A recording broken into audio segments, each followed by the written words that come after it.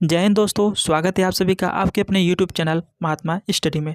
दोस्तों, आज की इस वीडियो में हम एनटीपीसी एग्जाम के प्रीवियस ईयर क्वेश्चन को देखेंगे, तो आप लोग वीडियो को लास्ट तक जरूर देखिएगा। चलिए हम वीडियो को स्टार्ट कर लेते हैं। देखते हैं क्वेश्चन नंबर पहला। भारत का सबसे पुराना राष्ट्रीय पार्क कौन सा है? तो इसका सही जवाब होगा ऑप्शन सी, जिम कॉर्बेट राष्ट्रीय पार्क। भारत का सबसे पुराना राष्ट्रीय पार्क जिम कॉर्बेट राष्ट्रीय पार्क है। चलिए आगे बढ़ते हैं, बात करें क्वेश्चन नंबर 2 की। भारत के राष्ट्रगान में जय शब्द कितनी बार आता है? तो इसका सही जवाब होगा ऑप्शन ए, 10 बार। भारत के राष्ट्रगान में जय शब्द 10 बार आता है। चलिए आगे बढ़ते हैं, बात करें क्वेश्चन नंबर 3 की। जलियांवाला बाग नरसंहार किस वर्ष घटित हुआ था?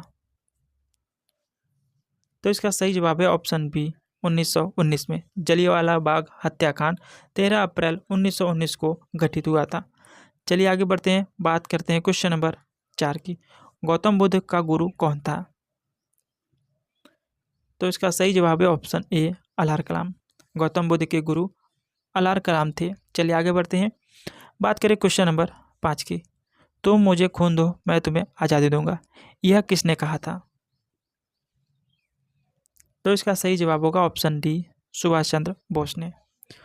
तुम मुझे खून दो, मैं तुम्हें आज़ादी दूंगा, यह कथन सुभाष चंद्र बोस जी ने कहा था। चलिए आगे बढ़ते हैं, बात करें क्वेश्चन नंबर 6 की। पहला संविधान संशोधन कब हुआ था? तो इसका सही जवाब होगा ऑप्शन ए, 1951 ईस्वी में। पहला संविधान संशोधन 1951 ईस्वी में हुआ था। चलिए आगे बढ़ते हैं, बात करें क्वेश्चन नंबर 7 की। भारत का सबसे बड़ा बैंक कौन सा है? तो इसका सही जवाब होगा option A, state bank of India. Bharat का सबसे बड़ा bank state bank of India है। वहीं बात करें रिजर्व बैंक ऑफ इंडिया की, तो यह बैंकों का बैंक है, जिसे रिजर्व बैंक ऑफ इंडिया कहा जाता है। चलिए आगे बढ़ते हैं, बात करें क्वेश्चन नंबर 8 की। कोणार्क सूर्य मंदिर का निर्माण किसने करवाया था? तो इसका सही जवाब है ऑप्शन बी, नरसिंहदेव प्रथम ने। कोणार्क सूर्य मंदिर का निर्माण नरसिंहदेव प्रथम ने करवाया था। चलिए आगे बढ़ते हैं, बात करें क्वेश्चन नंबर 9 की। भारत के सबसे लंबे समय तक राष्ट्रपति कौन रहे? तो इसका सही जवाब होगा option D, doctor Rajendra Prasad. Bharat के सबसे लंबे समय तक राष्ट्रपति रहने वाले डॉक्टर राजेंद्र प्रसाद जी हैं। चलिए आगे बढ़ते हैं, बात करें क्वेश्चन नंबर 10 की। रोलेट एक्ट किस वर्ष पारित किया गया था? तो इसका सही जवाब है ऑप्शन ए, 1919 में। रोलेट एक्ट 1919 में पारित किया गया था। चलिए अगला सवाल देखते हैं, बात करें क्वेश्चन नंबर 11 की। भारत का राष्ट्रगान पहली बार कब गाया गया था? तो इसका सही जवाब है ऑप्शन बी, 1911 में। भारत का राष्ट्रगान पहली बार कोलकाता अधिवेशन में 1911 में गाया गया था। चलिए आगे बढ़ते हैं, बात करें क्वेश्चन नंबर 12 की। भारत का राष्ट्रीय गान पहली बार कहाँ पर गाया गया था? अभी हमने पहले क्वेश्चन में डिस्कस किया था, तो इसका सही जवाब ऑप्शन ए हो जाएगा, कोलकाता में। भारत का राष्ट्रीय गान पहली बार 1911 ईस्वी में कोलकाता अधिवेशन में गाया गया था। चलिए आगे बढ़ते हैं, बात करें क्वेश्चन नंबर 13 की। वास्को डी गामा भारत कब आया था? तो इसका सही जवाब होगा ऑप्शन बी, 1498 में। वास्को डी गामा भारत में पहली बार 1498 ईस्वी में आया था। चलिए अगला सवाल देखते हैं, क्वेश्चन नंबर 14। स्वराज पार्टी के संस्थापक कौन थे? तो इसका सही जवाब होगा ऑप्शन बी, मोतीलाल नेहरू।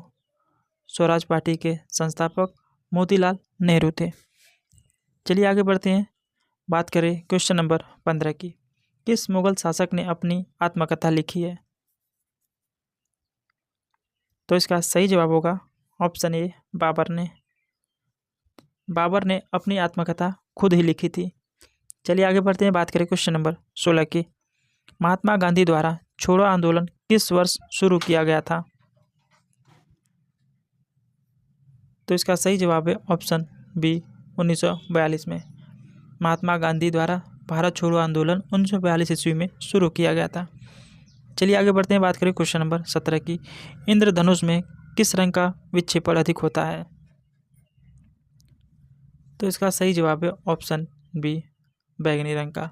इंद्रधनुष में बैंगनी रंग का अधिक विक्षेपण होता है। चलिए आगे बढ़ते हैं, बात करें क्वेश्चन नंबर 18 की। शेरशाह के बचपन का नाम क्या था? तो इसका सही जवाब है ऑप्शन बी, फरीद खान। शेरशाह के बचपन का नाम फरीद खान था। चलिए आगे बढ़ते हैं, बात करें क्वेश्चन नंबर 19 की। किस तारीख को सविनय अवज्ञा आंदोलन प्रारंभ किया गया? तो इसका सही जवाब है ऑप्शन सी, 12 मार्च 1930 को। 12 मार्च 1930 को सविनय अवज्ञा आंदोलन प्रारंभ किया गया था। चलिए आगे बढ़ते हैं, बात करें क्वेश्चन नंबर 20 की। भारत की सबसे चौड़ी नदी कौन सी है? तो इसका सही जवाब है ऑप्शन सी, ब्रह्मपुत्र। भारत की सबसे चौड़ी नदी ब्रह्मपुत्र है। वहीं बात करें गंगा नदी की, तो भारत की सबसे लंबी नदी है जिसकी लंबाई 2525 किलोमीटर है। चलिए आगे बढ़ते हैं, बात करें क्वेश्चन नंबर 21 की। क्षेत्रफल की दृष्टि से भारत विश्व में किस स्थान पर है? तो इसका सही जवाब होगा ऑप्शन बी, 7वें स्थान पर। क्षेत्रफल की दृष्टि से भारत विश्व में 7वें स्थान पर है। वहीं बात करें पहले स्थान पर कौन है, तो रसिया है। और बात करें जनसंख्या की दृष्टि से, तो जनसंख्या की दृष्टि से विश्व में भारत पहले स्थान पर है। चलिए आगे बढ़ते हैं, बात करें क्वेश्चन नंबर 22 की। भारतीय तट रेखा की लंबाई कितनी है? तो इसका सही जवाब होगा ऑप्शन बी, 7,516 किलोमीटर। भारतीय तट रेखा की लंबाई 7,516 किलोमीटर है। चलिए आगे बढ़ते हैं, बात करें क्वेश्चन नंबर 23 की। सौर मंडल का सबसे गर्म ग्रह कौन सा है?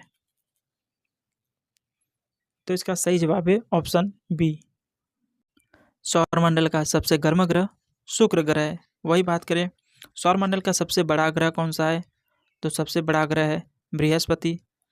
और सौरमंडल का सबसे छोटा ग्रह तो बुध ग्रह है। चलिए आगे बढ़ते हैं, बात करें क्वेश्चन नंबर 24 की।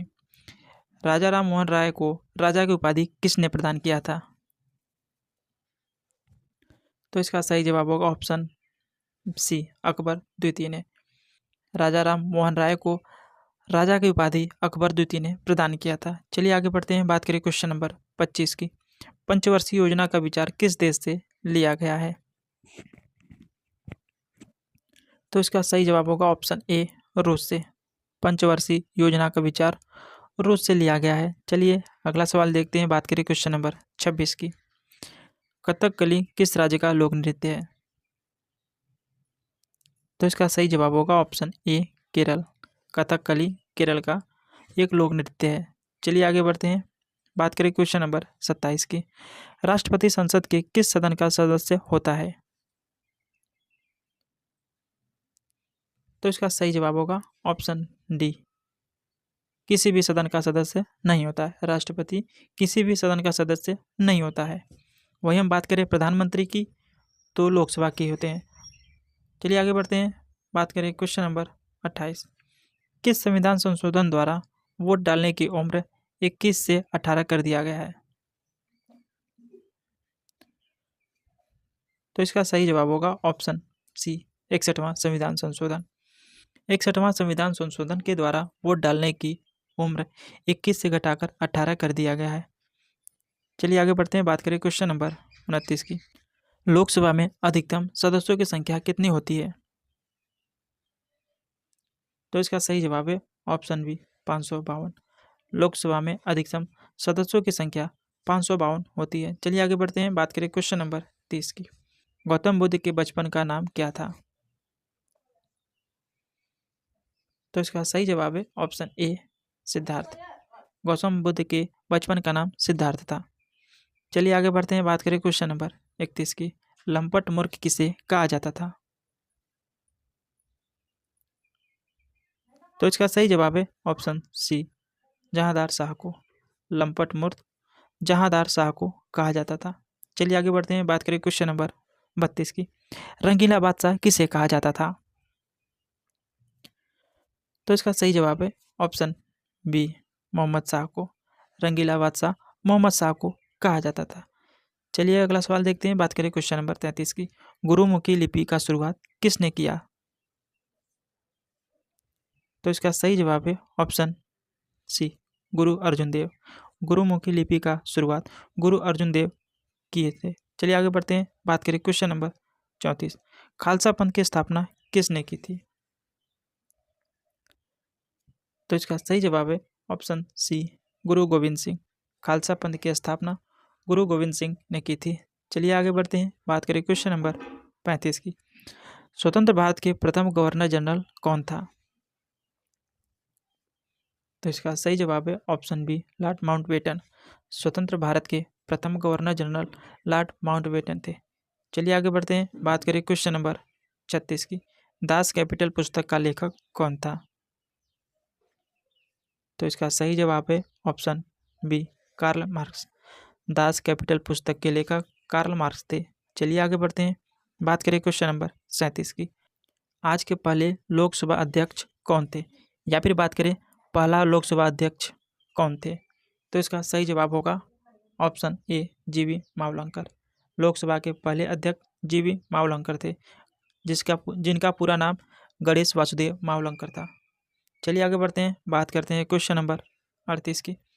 भारत का सबसे लंबा राजमार्ग कौन सा है? तो इसका सही जवाब है ऑप्शन बी, NH-44। भारत का सबसे लंबा राजमार्ग NH-44 है। चलिए आगे बढ़ते हैं, बात करें क्वेश्चन नंबर 39 की। ब्लू माउंटेन के नाम से किस पहाड़ी को जाना जाता है? तो इसका सही जवाब है ऑप्शन बी, नीलगिरी पहाड़ी को। ब्लू माउंटेन के नाम से नीलगिरी पहाड़ी को जाना जाता है। चलिए आगे बढ़ते हैं, बात करें क्वेश्चन नंबर 40 की। वेदों की संख्या कितनी है? तो इसका सही जवाब है ऑप्शन ए, 4। वेदों की संख्या 4 है। चलिए आगे बढ़ते हैं, बात करें क्वेश्चन नंबर 41 की। देश का सबसे गहरा बंदरगाह कौन सा है? तो दोस्तों इसका जवाब आपको कमेंट बॉक्स में बताना है कि देश का सबसे गहरा बंदरगाह कौन सा है। तो दोस्तों ये रहा आज का सेशन आपको कैसी लगी? पसंद आए तो एक लाइक कर दीजिए, और चैनल पर पहली बार विजिट किया हो तो चैनल को जरूर सब्सक्राइब करें। तो चलिए मिलते हैं अपने अगली वीडियो में, तब तक के लिए जय हिंद, जय भारत।